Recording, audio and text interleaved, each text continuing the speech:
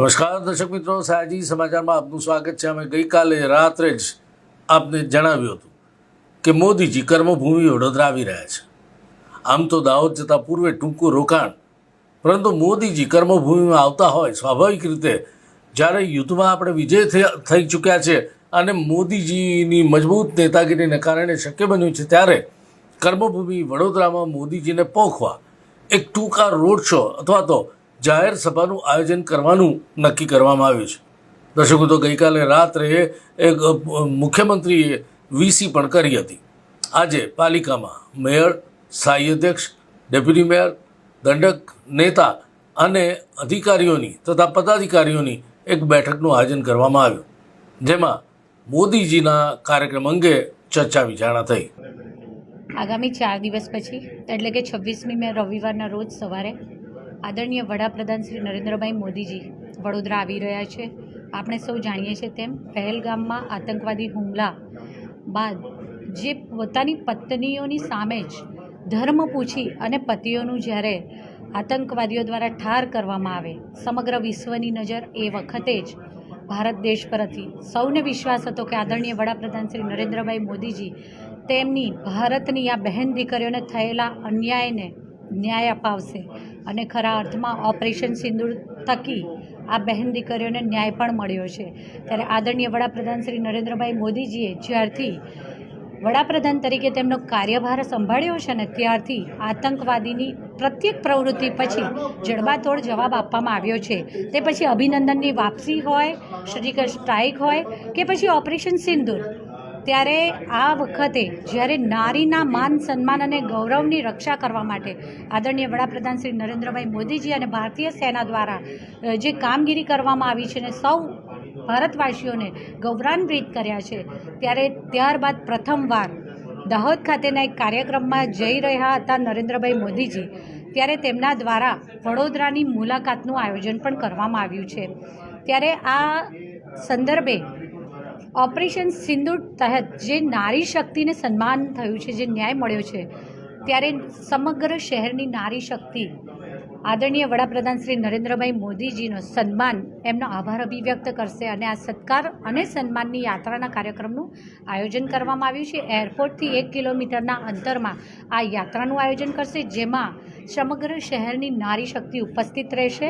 આપણે સૌએ હમણાં જ તાજેતરમાં આ ઓપરેશન સિંદૂર થકી આયોજિત તિરંગા યાત્રાઓના પણ સાક્ષી બન્યા છે અને જે મહિલાઓ અને બહેનોએ જે ઉત્સાહથી એ તિરંગા યાત્રામાં જોડાઈ હતી, અને મેં કહ્યું તેમ કે તિરંગાના 3 કલરો, જેમાં પહેલો કલર કેસરી એટલે કે શૌર્ય અને બલિદાનને દર્શાવે છે, બીજો સમૃદ્ધિ અને શાંતિ અને ત્રીજો હરિત ક્રાંતિ.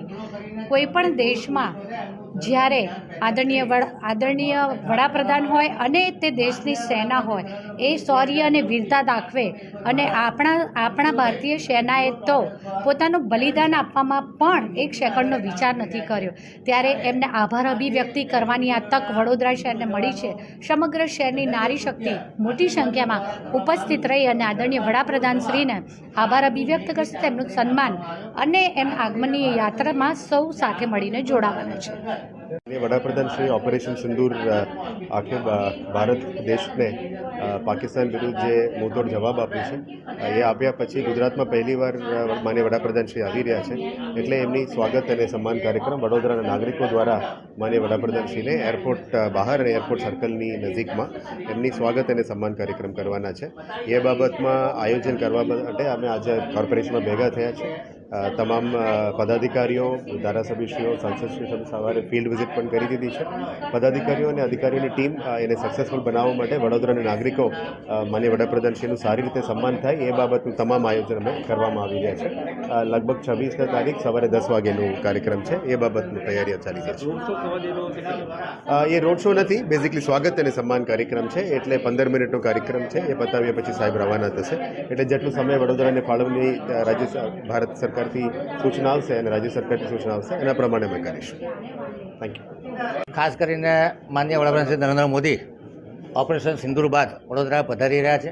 પોતાની દાહોદ યાત્રા દરમિયાન લગભગ અડધો કલાક જેટલું માનનીય વડાપ્રધાન શ્રી નરેન્દ્ર મોદી વડોદરામાં રોકાવાના છે. ત્યારે જે ઓપરેશન સિંદૂર થકી પાકિસ્તાનના આતંકવાદીઓ કે જે 22મી એપ્રિલે પહેલગામની 22 રન ગાડીમાં હુમલો કરી અને 26 જેટલા ટુરિસ્ટોની હત્યા કરવામાં આવી હતી અને 26 જેટલી બહેનોના સિંદૂર ઉજળી ગયા હતા, ત્યારે એનો બદલો લીધો અને 7મી તારીખે પાકિસ્તાનમાં ઘૂસી અને 9 જેટલા આતંકવાદી કેમ્પો અને 100 કરતાં વધુ આતંકવાદીઓનો ખાત્મો બોલાવ્યો અને ત્યારબાદ જવાબી કાર્યવાહીમાં પાકિસ્તાને જે તુર્કી એના ડ્રોનથી હુમલો કર્યો, ત્યારે ભારતની મલ્ટીલેયર એર ડિફેન્સ દ્વારા આ તમામ હુમલાઓને ખાડી નાખવામાં આવ્યા અને બદલામાં જે બ્રહ્મોસ મિસાઇલથી હુમલા કરી અને એમના 11 જેટલા એરબેઝ, ટોટલ પાકિસ્તાન 12 એરબેઝ છે, એમાંથી 11 જેટલા એરબેઝ અને એમની રડાર સિસ્ટમને તહેસ નહેસ કરી નાખવામાં આવી અને ભારતે પોતાની લશ્કરી તાકાતની સુપેરિયોરિટી આખી દુનિયા સામે બતાડી છે. આજના આધુનિક યુગમાં ઇલેક્ટ્રોનિક વેરફેર હોય, આર્ટિફિશિયલ ઇન્ટેલિજન્સ એરફેર હોય, ડિકોય ડ્રોન્સ હોય અને જે રીતે ઇવેઝિવ સિગ્નેચર રડાર અને ઇન્ફ્રારેડ પ્રોડ્યુસ કરે એવા જે ઇક્વિપમેન્ટ ભારત પાસે છે અને લો આલ્ટિટ્યૂડ પર ઉડનારી મિસાઇલને લીધે એમના રડાર સિસ્ટમ કે એમની એર ડિફેન્સ સિસ્ટમ આપણા એક પણ ઇક્વિપમેન્ટને ઇન્ટરસેપ્ટ નથી કરી શકી. આ ખરેખર લશ્કરી તાકાત આપણે બતાડી છે.